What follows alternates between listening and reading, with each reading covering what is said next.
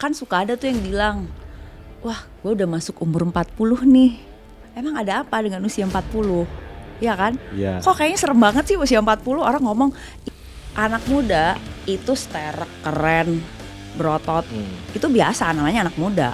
Iya. Tapi kalau orang tua keren, atletis, sterek, itu baru luar biasa. Tapi kadang-kadang orang juga suka lupa Iya. bahwa otot juga harus ditabung dari muda, kebugaran harus ditabung. Jadi nggak usah lihat orang lain. Biasanya kesalahan orang itu bukan di umurnya, bukan di olahraganya, tapi di apanya coba? Halo sahabat OMB, obrolan Bunda.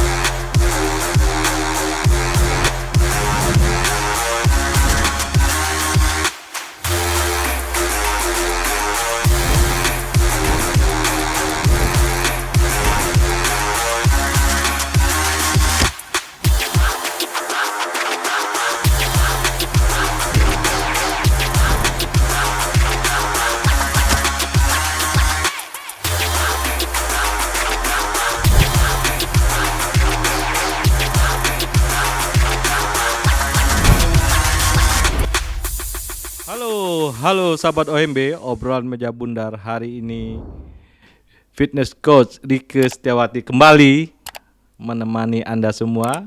Kita akan bahas masalah kebugaran. Halo Terike, apa kabar? Halo Meldi, kabar baik. Gimana kabarnya Meldi? Alhamdulillah. Saya sejak Terike memicu untuk diet, saya akhirnya mencoba. Alhamdulillah. Walaupun rada ya, keleng-kelengan dikit lah. Apa-apa, pelan-pelan. Oke. Gimana nih? Topik apa ini yang menarik nih untuk usia kita? Tips kebugaran. Usianya berapa? Saya udah di kepala 5 ya. Ya sih kalau kita ngomongin usia ya. Nah, kalau kita kan udah masuk 50 tahun ya. Iya dong. Iya kan? Nah, tapi usia itu nggak boleh jadi masalah buat kita. Oke. Ya. Kenapa? Karena ya usia itu pasti tetap berjalan kan. Tua itu udah pasti. Tambah tua itu udah pasti. Betul. Tapi tua mau tetap bugar atau tuanya reyot, sakit-sakitan, itu pilihan. Wow. Jadi kalau tambah tuanya udah pasti, bener nggak? Langsung menghujam nih kayaknya. Jadi itu pilihan. Oke. Mau tambah tuanya bugar atau sakit-sakitan atau reyot, itu semua balik lagi ke pilihan kita, cara hidup kita, gimana kita menghargai badan kita sendiri. Sebenarnya itu. Ya.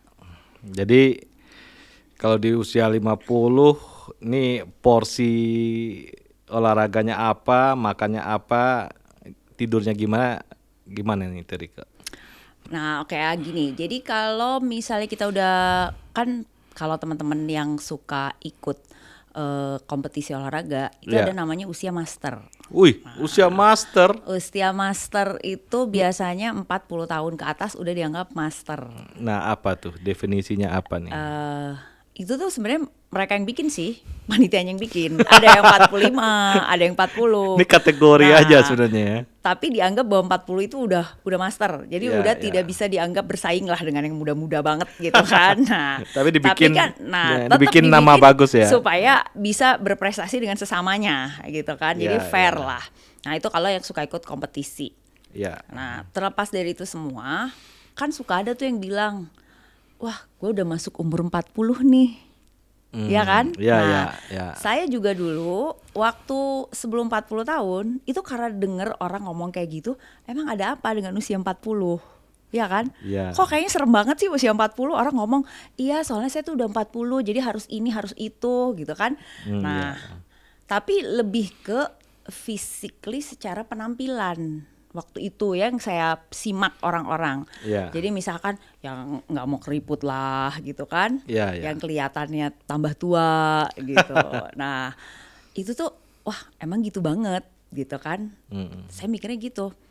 Ternyata pas saya jalanin usia 40 tahun, saya ngerasa biasa aja tuh, nggak ada kayak yang ditakutin orang-orang, wah saya mah udah 40 tahun, udah tambah tua, kalau udah umur segini tuh badan tuh kayaknya jadi makin stamina makin berkurang gitu ya. Rika nggak turun itu, staminanya gimana? Nah kalau saya tuh justru ngerasa di umur saya 40 tahun, ya, di situ saya malah otot saya nambah. Nah ini coba cerita dikit, kok bisa nambah? Jadi apa proteinnya ditambah? Saya itu kan sebenarnya kalau urusan olahraga dari kecil udah seneng olahraga ya. Dari kecil udah kebiasaan olahraga, berenang, basket, jadi lari-lari kayak gitu tuh udah biasa. Nah, terus kalau misalkan saya ke gym itu latihannya masuknya kelas aerobik. Saya belum kenal latihan beban. Tapi sekitar umur 36 tahun saya ke gym itu baru mulai belajar latihan beban. Jadi 4 tahun dari situ umur 40 tahun otot saya udah tambah banyak kan. Ini latihan beban memicu otot nih? Iya, karena begitu kita melakukan latihan beban itu merangsang pertumbuhan otot kita. Jadi setiap kita melakukan latihan beban itu otomatis si otot itu dirangsang untuk bertambah massa ototnya, serat-seratnya, serabut-serabutnya itu bertambah. Jadi kan massa ototnya pasti naik. Jadi makin berotot. Kenapa anak-anak muda susah berotot? Itu bukan masalah muda atau tua, justru sekarang itu banyak pertanyaan. Saya tuh udah umur 40, udah 45, udah 50, emang masih bisa berotot gitu? Ya kan? Nah, karena menganggap hanya anak muda yang bisa berotot. Malah kebalikannya. Iya, jadi jangan salah.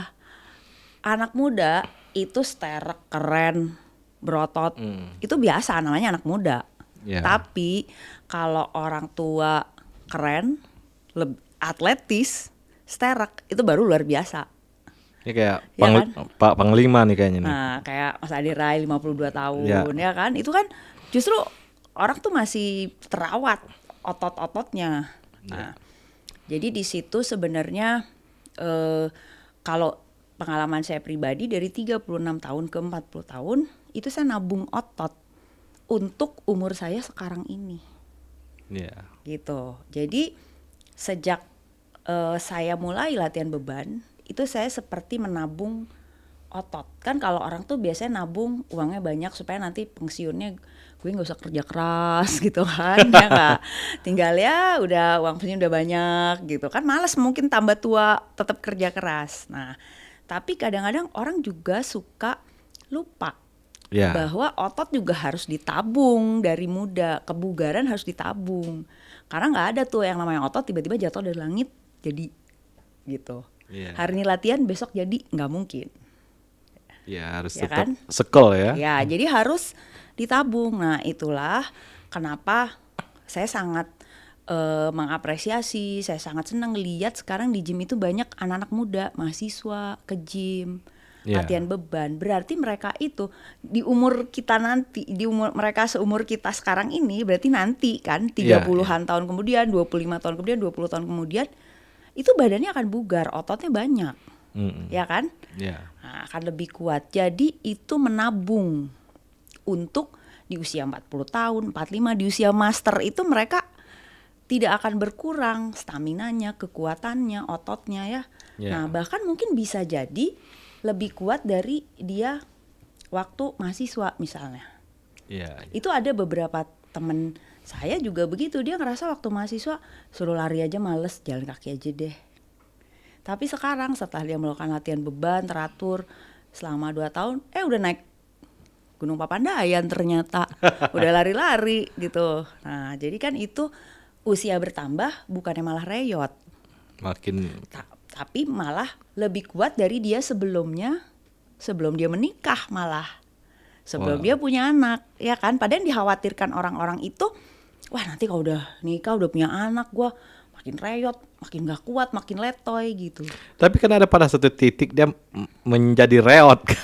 Nah, jadi balik lagi reot itu pilihan. Nah, kan gini, otomatis kalau tambah tua itu kekuatan berkurang, ya enggak? Tapi suka lihat nggak sih di jalan ya, orang tua masih jualan, ya kan?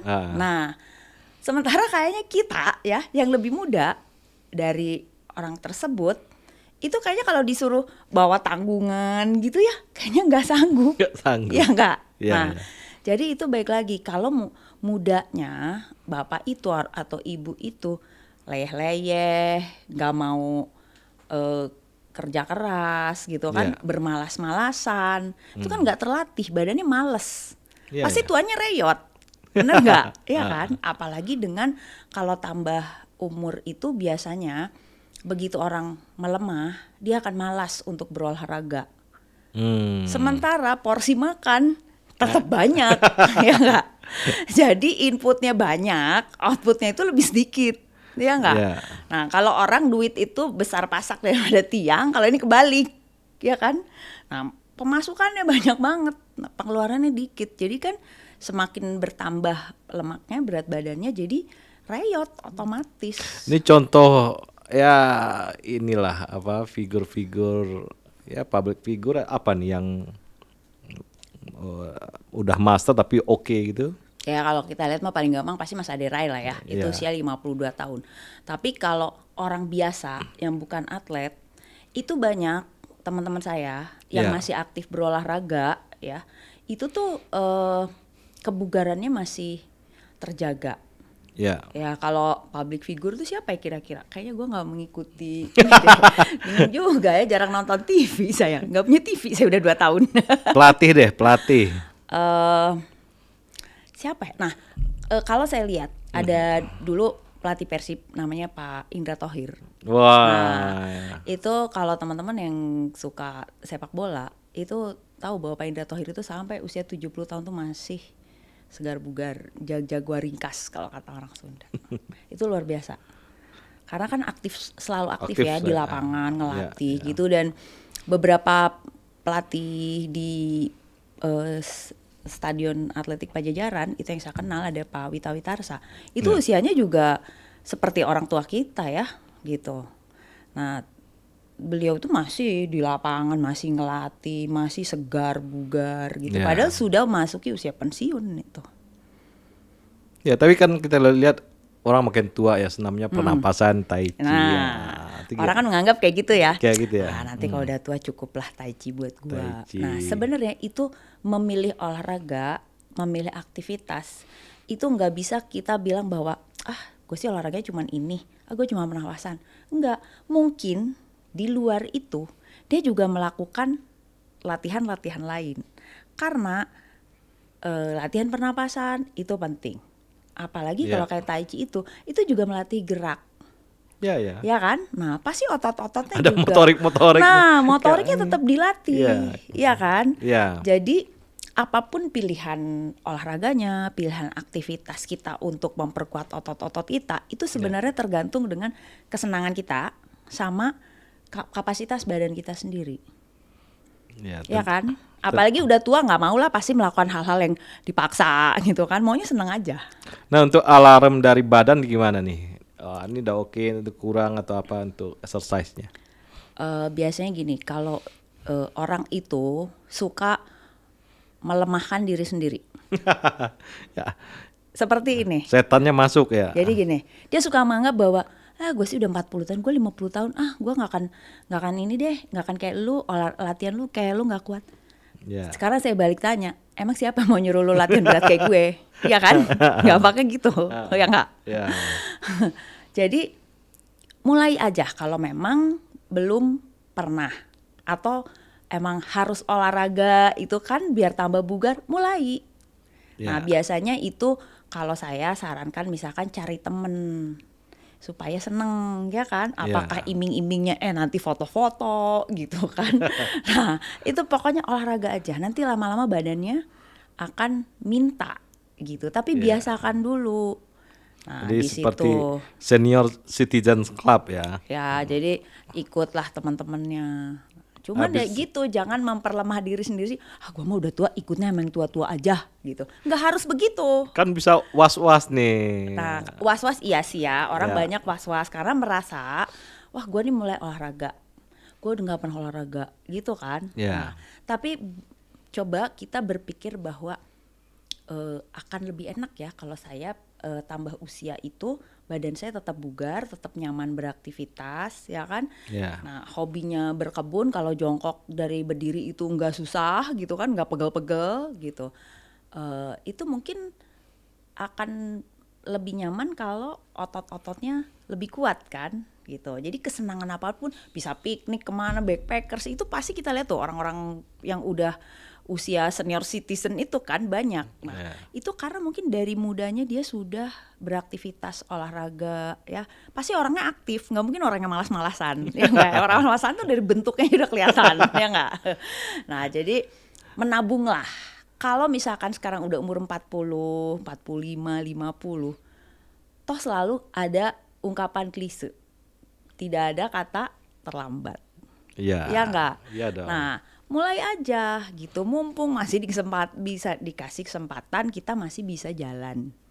Ya, kalau olahraga yang cocok itu ya fitness pasti adalah latihan bebannya. Tapi kalau untuk sehari-hari dia punya alat di rumah atau gimana? Nah, tadi kan pertanyaannya di awal banget itu olahraga apa dan makannya gimana? Ya, kan? ya.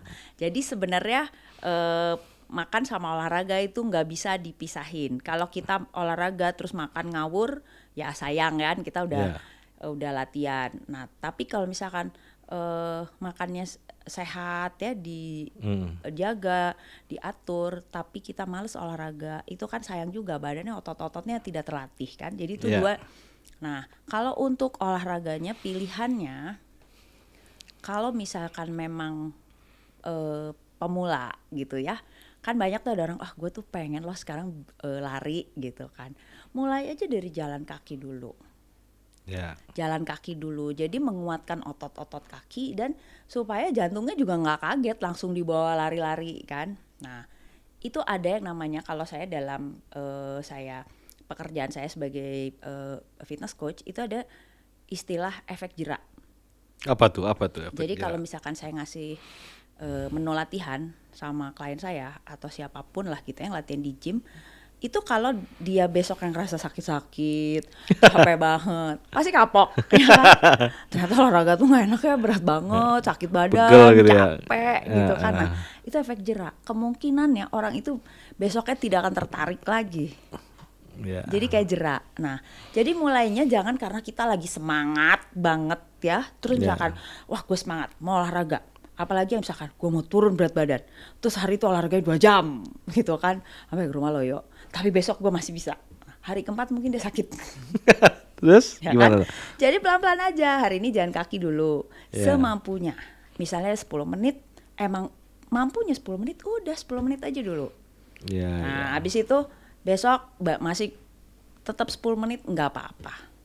Jadi nggak usah lihat orang lain. Biasanya kesalahan orang itu bukan di umurnya, bukan di olahraganya, tapi dia apanya coba? Egonya dia. Wah, dia udah bisa segitu ya jalannya, kok belum bisa? Memang belum kuat, ya kan? Dia udah mulai lama. Nah, sementara dia baru mulai kemarin, ya kan? Nah, yang harus diperhatiin tuh kemampuan. Tapi begitu kita ngerasa, oke, gue mau nambah nih, kemarin 10 menit, udah 3 hari, sekarang coba ya 15 menit gitu. Ternyata di menit ke-13, wah kayaknya udah deh ini capek, nggak apa-apa, berhenti. Ya, yang membebani orang itu kan ego ya. Iya. Ya, jadi olahraga tidak pernah salah, ya kan? Nah, terus udah gitu umurnya juga nggak salah. Tapi yang salah itu adalah pasti ada di dirinya sendiri. Ikut egonya. Iya. Gitu. Jadi apalagi udah ngerasa udah usia segitu kan, masa gue nggak bisa gitu kan. Nah, dia coba. Tapi kalau buat kebugaran secara umum, balik lagi jangan dilupakan pola makan. Itu nah, sangat ini kita masuk penting. ke pola makan ya.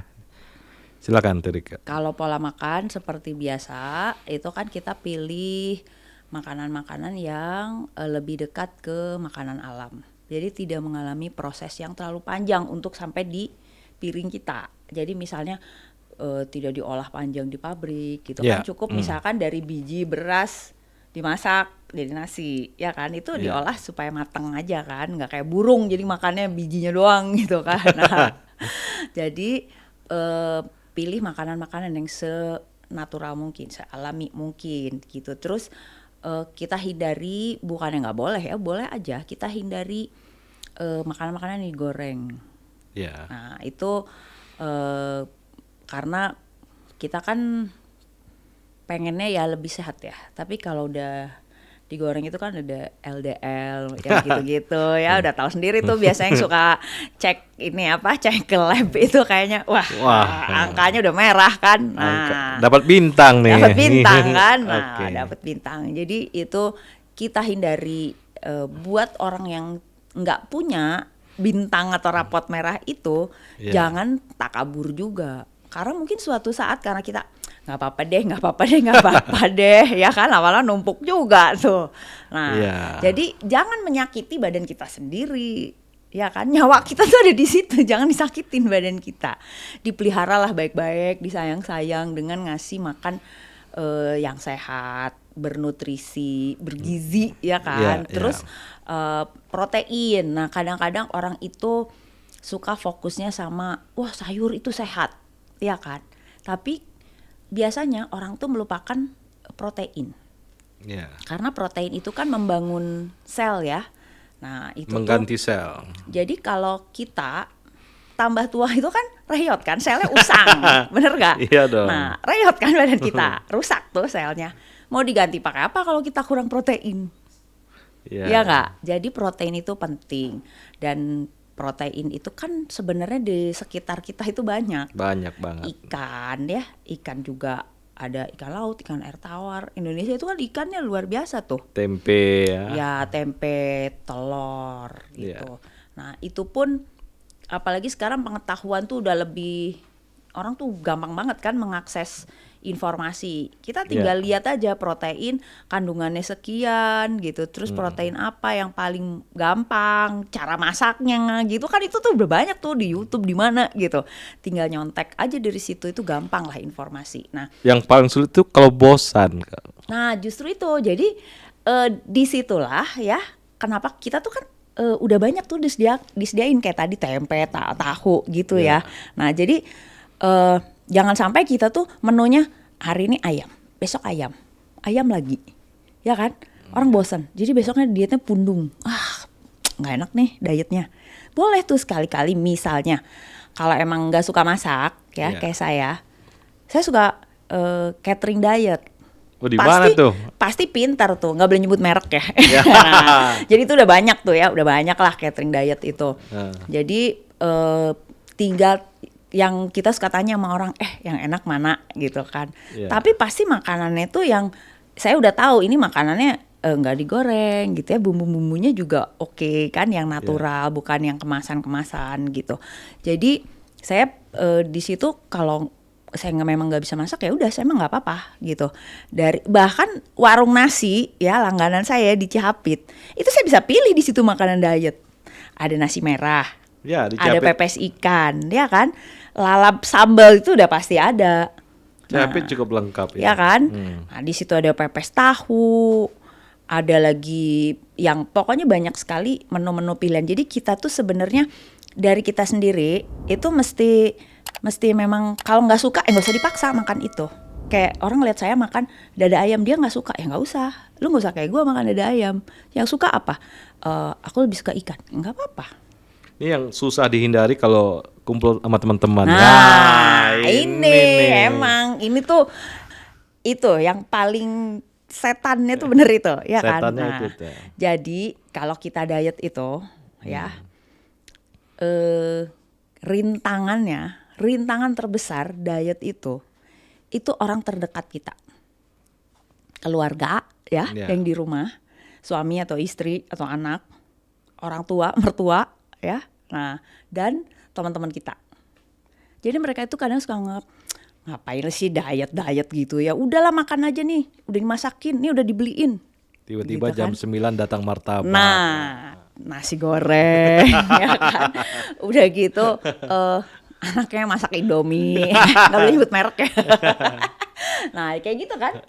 Itu tuh udah pasti itu mah. Dan saya tuh nggak menyalahkan sih ya sama mereka. Saya cuma bilang kan yang bisa berkomunikasi dengan orang terdekat lu itu adalah lu, ya enggak? Nah, jadi caranya gimana? Atau enggak lu tinggal bilang aja, pengumuman ya, gue lagi diet nih, ya. Tolong jangan disetan-setanin. Gimana aja caranya, ya kan? Itu banyak cara. Yang penting kita itu nggak terganggu tujuan kita. Apalagi diganggu sama bunyi-bunyian ya. Itu tuh udah deh, pokoknya. Nah, paling emang setannya datangnya bukan dari jauh kalau diet, itu dari inner circle banget itu, ya kan? Misalnya nih, ada istri gitu kan, lagi mau nurunin berat badan, nurunin kadar lemak. Yeah.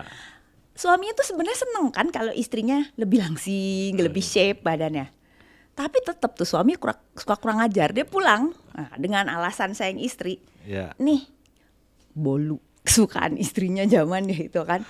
Bolu gawat banget. Kalau istrinya nggak makan, ntar dibilang, ya gue tuh udah beliin gitu kan. Yeah. Udah gue beliin nih tadi mampir pulang kantor gitu. Nah, suaminya lagi mau menurunkan berat badan, pengen lingkar perutnya lebih kecil gitu kan. Nah, istrinya masak yang gorengan, yang kuah santan gitu kan. Yeah. Wah, yang ada bikin cake gitu yang segala macam itu bergulanya tinggi gitu. Makanan Nusantara lah ya.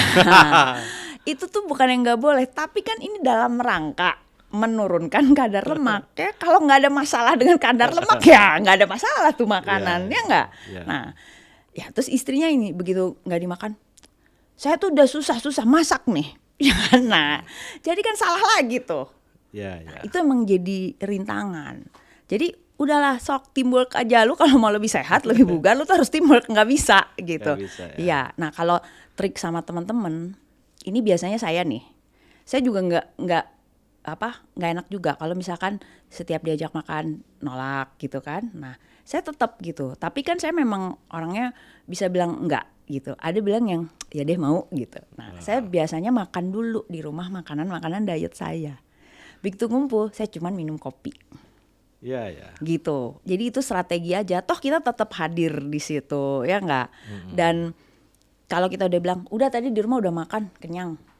Ya udah kan, gitu. Masa mau dipaksa gitu. Tapi begitu orang pesen, wah, Kabita, waduh kepengen. Nah, itu mah udah tanggung jawab di kita. Toh orang lain enggak maksa, enggak nawarin, ya enggak? Nah, di situ emang sih jadi kalau berkumpul itu emang agak berat tantangannya. Apalagi kalau lapar mata. Wah, itu ini ya enggak? Ini dulu perasaan lupa deh rasanya. Cobain gitu kan biar inget lagi. Nah, itu memang kayak gitu. Jadi kalau saya sarankan sama teman-teman di luar sana yang sedang melakukan lifestyle yang lebih sehat, ya mencoba berubah untuk lebih bugar gitu, menurunkan kadar lemak, teamwork lah sama keluarganya, ya kan? Nah, jadi dia bilang kasih tahu aja, pasti keluarganya seneng kan kalau dia berubah jadi lebih bugar, lebih sehat. Nggak mungkin nggak seneng, ya kan? Ya, di beberapa suku di dunia kita tahu ya ada beberapa diet yang bikin orang sehat ya. Di Indonesia ada nggak ya Sebenarnya diet itu universal ya kalau menurut saya gitu. Nah kalau jenis makanan, nah itu baru tuh. Kalau lihat orang Sunda makan kan kayak kambing tuh, lalap gitu ya, mentah-mentah, ya enggak. Terus makanannya juga banyak pepes kan gitu. Nah begitu gue ke Bukit Tinggi gitu kan, waduh kuah santan tuh, ya kan. Nah makan kelapa nih. Kuah santan nih, udah gitu, wah gajebo tuh, udah tuh, ya kan. Nah yang gitu-gitu. Jadi sebenarnya untuk menikmati itu, ya itu bisa semua orang asalkan kita tidak punya masalah dengan kadar lemak kita, ya kan. Tapi kalau kita ada penyakit ABCD-E-F-G-H yang harus disarankan untuk pantang makanan tertentu, ya apa boleh buat, bener nggak? Nah itu kan karena perbuatan kita selama ini terlalu makan segala dimasukin mulut. Jadi begitu itu sudah melebihi badannya, dia bilang wah badan gue udah rusak nih gitu kan. Itu badannya bilang wah ini kalau dikasih lagi hancur nih, sakit kan jadi badannya. Apa boleh buat, lu berhenti. ya kan, masukin makanan yang membuat badan kita sakit. Itu kan logika sederhana sebenarnya, ya nggak? Ya dong. Nah, jadi sebenarnya yang kayak gitu tuh buat saya juga diet tuh belajar loh. Bukan tiba-tiba saya diet terus jagoan gitu ya. Nah, enggak, saya tuh belajar. Yang saya susah tuh nurunin ambang asin. Saya suka asin. Wow, asin ya. Asin. Nah, jadi waktu itu saya memaksakan diri, betapa heroiknya saya waktu itu. Itu setiap hari Senin, orang tuh Senin Kamis puasa. Saya Senin ya, itu harus tidak makan garam. Supaya ambang asin saya turun. Ya. Nah, berarti... dan itu berhasil.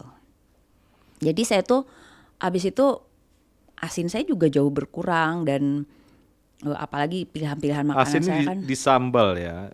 Segala makanan kalau saya. Nah, kenapa saya berusaha menurunkan ambang asin ya? Itu di keluarga saya itu sudah banyak contoh. Ada historical data ya. Itu urusannya sama tensi itu. Nah, tapi betul. Jadi almarhum mami saya itu meninggal ya. Itu stroke. Nah, stroke-nya itu 4 bulan kan, stroke gitu, terbaring begitu. Itu tuh jatuhnya setelah makan ikan asin. Sama saya loh makan ikan asinnya. Tapi Jabal roti nih kayaknya nih. Ikan peda. Nah, mami tuh udah lama nggak makan gitu karena tahu kan darah tinggi. Sebenarnya makan yang begitu naik tuh tensi, ya kan. Nah, jadi waktu itu karena saya udah lama gitu kan, mami dimasakin. Saya pikir tuh buat saya sendiri. Nah, tapi namanya kepengen kali kan, dan sudah takdirnya lah di situ.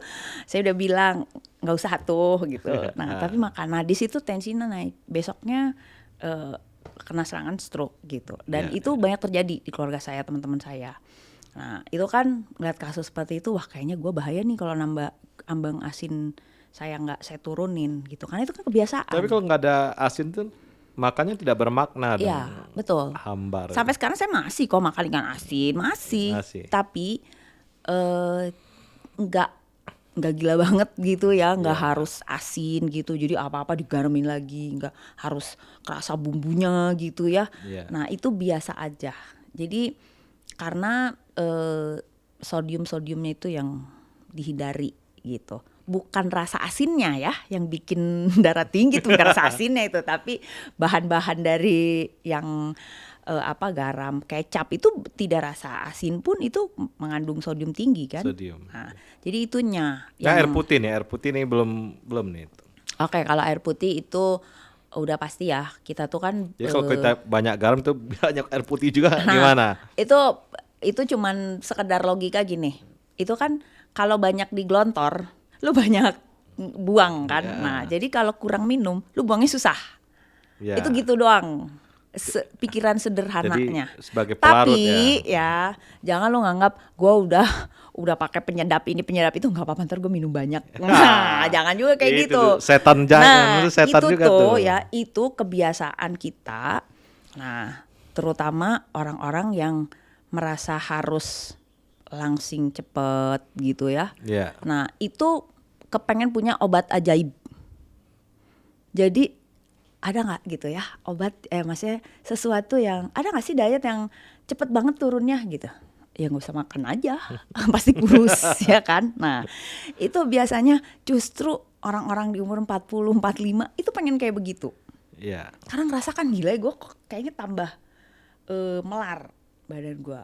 Nah, itu tidak ada obat ajaib ya dimanapun yang langsung bikin lu langsing, bikin lu sehat, nggak ada. Itu harus kita usahakan dengan apa ya, kalau orang muslim tuh bilang istiqomah gitu ya. Iya kan, beriman loh. Nah, jadi itu tuh harus lu usahakan gitu, jangan tergoda ya kan, terus aja fokus sama tujuan ya kan. Dan sebenarnya kalau denger talk show-nya Mas Ade ya, itu sehat itu bukan tujuan. Kalau tujuan lu sehat berarti lu sakit kan, benar nggak? Lu lagi sakit, pengen sehat. Sehat itu syarat. Syarat untuk bisa segala macam. Buat piknik, kalau lu nggak sehat nggak bisa dong, ya kan? Buat kerja keras sebagai kuda nggak bisa lu kalau nggak sehat. Nah, jadi fokus aja. Gua mau nurunin berat badan, mau lebih bugar. Fokus di situ. Iya, iya. Nah, jadi jangan berpikir itu loh ada obat pelangsing ini, ada itu. Ya kalau namanya orang jualan nggak apa-apa, itu haknya dia kan. Yeah. Nah, tinggal kita memilih mau cepet terus nanti naik turun ya, atau mau kita pelan-pelan tapi itu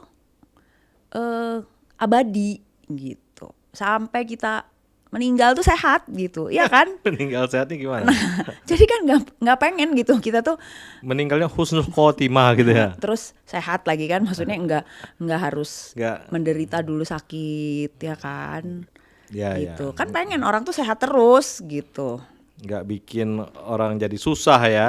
Sebenarnya diri sendiri tuh udah susah banget ya kan. Coba lo deh masuk angin kembung dikit aja kan ada makanan enak. Wah, nggak bisa nih kembung pasti gitu ya kan. Nah jadi kalau itu tadi diet itu nggak ada lo obat ajaib untuk tiba-tiba. Itu harus mengikuti makan yang sehat. Itu harus lo lakukan untuk hal-hal yang kayak tadi tuh misalkan diajak makan sama temen, makan dulu aja deh di rumah ya kan, nanti tinggal bilang udah kenyang, ngopi aja. Itu kayak si John Martono suka gitu tuh.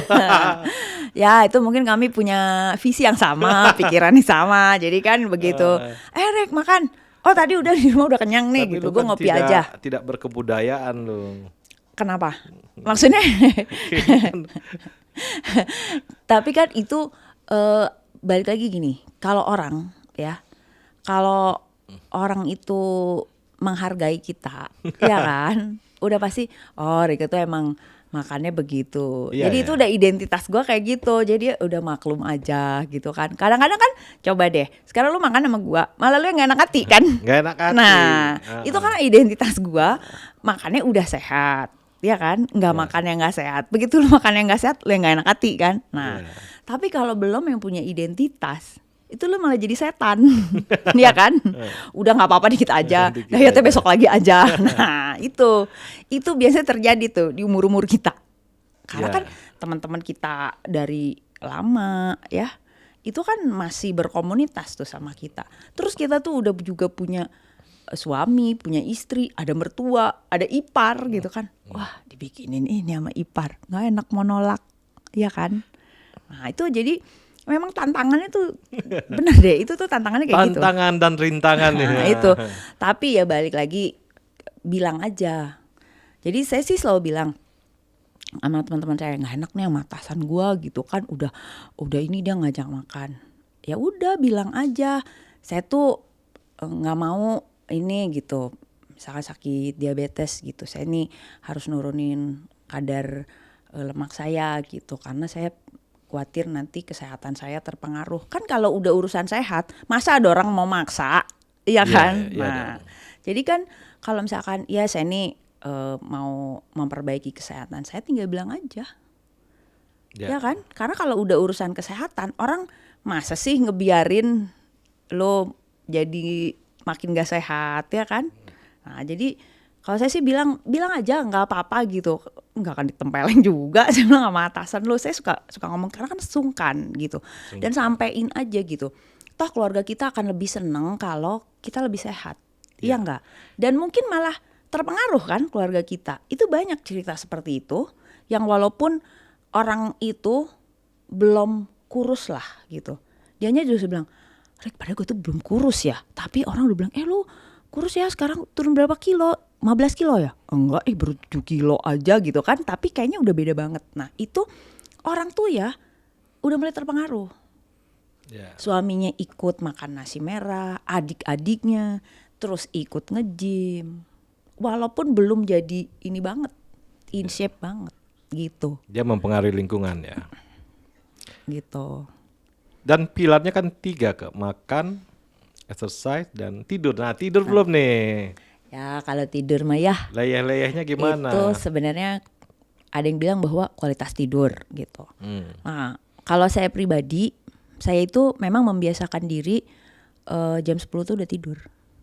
Karena ada teori bahwa hormon pertumbuhan itu produktif di jam 11 sampai jam 3 dalam waktu tidur kita. Berarti kan kalau jam 10 diharapkan jam 10 tidur, terus bangun jam 5 pagi, itu hormon pertumbuhan saya tuh produktif kan. Jadi sel-sel saya cepat terganti gitu. Organ-organ tubuh saya dikasih istirahat, sel-sel saya dikasih istirahat. Jadi saya berusaha memanfaatkan jam itu supaya benar-benar tidur. Nah kayak kemarin nih, kayak Piala Dunia ya, saya tuh kalau dulu lagi masih muda hajar aja semua. Hajar ya. Hajar aja, nonton nggak apa-apa, nonton ini yang suka tonton semua. Nah yang ini benar-benar saya simpen semua buat partai terakhir. Jadi yang lain itu saya cuma nonton. Berarti lu masih nih. Nah, jadi masih tergoda lu nih kayaknya. Itu bener-bener saya tuh nggak mau ngelewatin ya. Saya nggak mau dong nggak ikut euforia Piala Dunia ya nggak. Nah, sebagai penggemar sepak bola itu kalau dulu semua ditonton. Kalau sekarang kan jam 10 tuh ada pertandingan jam 10, ada yang jam 2 kan. Jam 10 saya suka lihat dulu. Udah deh, udah ngantuk tidur aja. Jadi saya nggak pernah maksain untuk yang Piala Dunia ini. Tapi saya bilang nanti, apalagi kalau yang masuk finalnya saya suka tuh, kesebelasan itu gue nonton deh pasti. Semalam nonton berarti? Nonton sampai kelar gitu, deg-degannya juga gitu kan. Karena gue pendukung Messi. Nah, dramanya ya nggak kuat ya? Dramanya, jadi itu gue nonton Argentina itu berasa nonton Argentina rasa Persib gue. Karena rasa Persib. Trauma final itu. Persib sama PSMS tuh adu penalti kan kalah mulu kan 2 kali. Nah itu udah diungsep aja. Nah itu, tapi ya itu karena saya cuma milih pertandingan partai puncak aja. Yang lain nggak usah deh, nggak usah ikutin kepengen, ya kan? Pengen sama butuh itu beda. Pengen tapi badan tidak butuh, ya kan? Lu jam 10 tidur, bangun jam berapa lu? Ya bisa 4:30, bisa jam 4. Kalau kesiangan tuh jam 5. Kalau kesiangan. Lu ini ya masih keturunan pesantren ya. Bukan gua nggak mau kedulin sama ayam. Saingan. Nah, gua nggak mau kedulin ayam. Kalau ayam udah berkokok bahaya nih. Rezeki hilang. Gitu. Jadi tidur itu benar tuh ya. Air putih segala macam. Terus sekali lagi kalau saya sih jangan sampai bilang, ya aduh umur gue tuh udah segini. Nggak ada masalah sama umur tuh. Yang ada masalah tuh biasanya di pikiran kita sendiri. Melemahkan semangat kita untuk olahraga, untuk berubah pola makan. Dan itu, teamwork itu orang terdekat. Terdekat, itu bicarakan aja. Pengumuman ya, gue lagi diet nih. Jangan lu ganggu, jangan lu setan-setanin. Gitu sama teman-teman ya kan. Kalau teman udah dekat paling lo besok lagi aja, diam lo. Nah gitu kan enak gitu, daripada enggak gue nggak usah gitu, enggak gue udah kok gitu, bilang aja. Apalagi sama teman dekat. Kita balik di usia master tuh apa nih yang perlu banget nih, yang ya itu tadi ya, apa egonya itu ya. Ya sih. Jadi kalau lihat teman-teman yang masih suka berkompetisi olahraga, itu termasuk saya gitu ya, itu harus mengerem ego. Karena bukan kepengen juara kadang-kadang ya, karena ya juara tuh berat ya buat jadi juara, bukan kepengen juara mungkin, tapi ada kepingin menunjukkan sama orang, membuktikan bahwa ini gue udah usia segini masih hebat loh, masih kuat loh gitu. Nah, dia terus gitu kan latihan seberat mungkin gitu, nambah berat lagi, sebenarnya badannya udah tidak sanggup untuk itu. Nah terus tambah lagi misalkan, wah temennya udah kayak gitu tuh, temen gue udah gitu, wah gue kayaknya harus bisa tuh kayak gitu. Ya nggak mau kalah. Walaupun bukan untuk menang-menangan, juara-juaraan, tapi dia nggak mau kalah sama orang lain, sama temennya gitu, sama satu lingkungannya. Gue juga harus bisa ngalahin dia gitu. Itu bagus kalau memang badannya bisa mendukung untuk itu. Tapi kalau dipaksakan, itu kan malah menyakiti badan kita sendiri, cedera ya. Kalau berkompetisi itu resiko cedera dalam latihan, dalam pertandingan, ya enggak. Nah, jadi memang yang tahu kapasitas badan kita itu sebenarnya kita sendiri. Kalau kita memang sudah rajin latihan, itu udah tahu kok. Tapi kadang-kadang ego itu yang menghancurkan. Nah, jadi kalau balik lagi berkomunitas ya. Itu biasanya saling mengingatkan.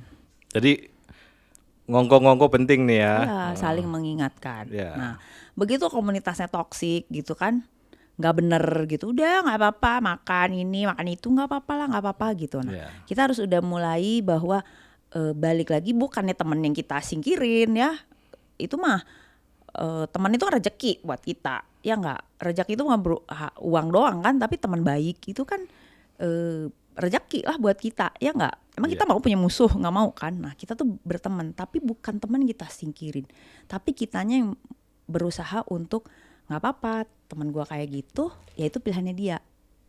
Gue kan kayak begini, ya nggak. Saya punya kebutuhan, saya punya niat untuk memperbaiki kesehatan saya, mengurangi kadar lemak saya mau otot-otot saya lebih bagus, tabungan di hari tua gitu. Ya udah, di situ aja. Karena emang nggak mungkin kan kita mengharapkan orang-orang itu maklum atau memahami kita semua, ya nggak?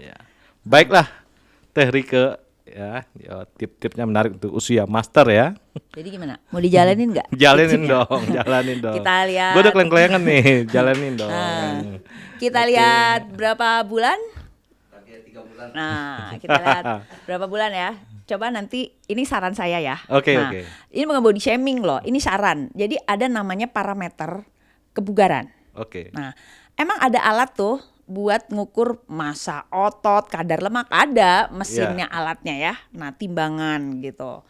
Nah, tapi kan tidak semua orang bisa mengakses itu, ya nggak? Tapi orang akses meteran bisa dong, ya kan? Meteran jahit gitu. Nah, ini lingkar nih. Lingkar. Nah, itu ada tuh rumusnya ya. Lingkarannya saingan sama nangka ya. Nah, jadi ada lingkar kalau laki-laki maksimal berapa, perempuan berapa gitu. Itu lingkar. Nah, dan kalau saya selalu bilang, timbangan, ukuran lingkar-lingkar itu simpen aja sendiri, nggak usah dilaporin. Misalkan, waduh timbangan gua takut naik nih, nanti dimarahin sama PT gua misalnya gitu, nggak usah. Tapi itu buat catatan kita, begitu naik, kenapa ya, kok kiloannya naik, kok lingkarnya naik lagi gitu kan, harus evaluasi. Nah, jadi kebutuhannya buat evaluasi, bukan buat misalnya, wah takut nih gua nggak turun-turun berat badannya. Justru kita evaluasi sama-sama. Iya nggak, bener nggak? Jadi kita evaluasi berapa lama nih? Ayo. Ya 2 bulan lah ya. 2 bulan ya. Jadi kita bukan untuk mempermalukan, bener nggak? Ini tidak body shaming gitu kan? Ini supaya kita tuh ada semangat, dia nggak semangat. Supaya husnul khotimah. Nah, supaya istiqomah ya gitu. Jadi kita di sini sama-sama, saya aja kok yang kata orang, oh lu tuh udah kurus ngapain diet lagi? Diet saya bukan buat kurus, saya pengen gede badan saya ya kan. Nah, jadi itu baik lagi ke kebutuhan kita. Lakukan sesuai dengan jalan yang kita butuhkan. Kalau emang harus menurunkan kadar lemak, itu perut tuh paling gampang. Ukuran celana, kalau Meldi ngerasa, celana gue udah longgar nih gitu kan. Nah, berarti apa? Ada penurunan kan di lingkar perut. Itu harusnya lebih semangat. Jangan kalau misalkan perutnya udah jadi lebih ramping, terus nggak apa-apa deh gorengan 1, kan gue udah turun nih berat badan, nggak istiqomah. Nah, itu yang kejadian memang, dan selalu balik lagi kan. Yoyo dong, yoyo. Iya, lu masa kejeblos lagi lubang yang sama ya. Oke lah. Baiklah sahabat OMB, hari ini menarik sekali pembahasan tentang usia master. Inilah Rike Setiawati. Terima kasih.